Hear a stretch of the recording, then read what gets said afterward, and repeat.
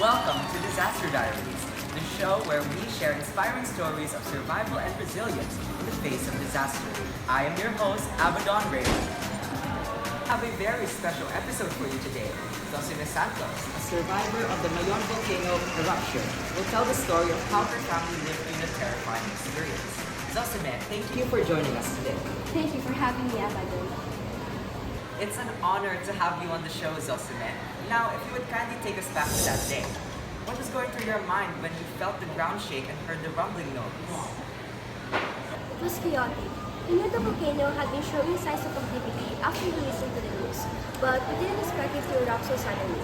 My husband Alden and I quickly gathered our children and followed our emergency plan. That must have been so frightening. But can you walk us through your emergency plan? What steps did you take to prepare for a potential eruption? Indeed, it was very scary, but I was able to rely on the family emergency plan we had in place. Another thing was the support I received from the reliable husband of mine. We collaborated on the disaster preparations, and when action struck, we kept the situation under control. For his courage and his kindness, I think we should discuss what our plan included. And so it shall be. Everyone, give a big round of applause for Alden Santos. Well then, let's hear it from you, sir. What was your emergency plan all about? It included identifying evacuation routes, designating a meeting point, and practicing earthquake drills. We also prepared a disaster supply kit with essentials like food, water, and first aid supplies. Wow, that's impressive. Preparation clearly played a huge role in your family's safety. But apart from the preparation stage, I think we should know your family's thought process in the middle of the chaos. Let us invite to the stage Maribel Santos.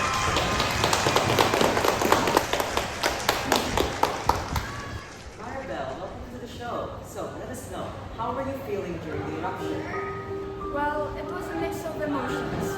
Fear, anxiety, but also a sense of calm knowing that we had prepared for this moment. Wow, what a refreshing take on the matter. It's so inspiring for your family. Oh, there seems to be a disturbance. Hey, what do y'all think you're doing here without me?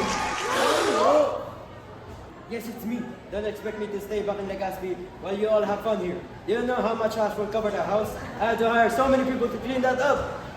Go. Sorry, Dad. I'm here for the food. Let us all calm down, okay? It's understandable that the work after a volcanic eruption will get us all stressed out.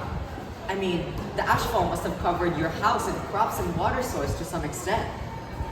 Exactly. We had to get people to help soap up the roof, windows, walls, you name it. Our cups also has to be washed thoroughly, which took a while. Instead of using water for our deep well, we bought it from the store instead, since the water is likely contaminated. Good thing you considered all those factors. They're very important to keep in mind after a volcanic eruption. And with that, I think it's time to wrap things up. Go. Santos family, your story is a testament to the importance of disaster preparedness. Thank you for coming on the show today. And with that, I would like to ask you for any advice you would like to give to people who live in disaster-prone areas. See that preparation is key. Have a plan in place, practice it with your family, and stay informed about potential disasters in your area. Thank you, Santos family, for sharing your incredible story with us today. Your resilience and bravery are an inspiration to us all.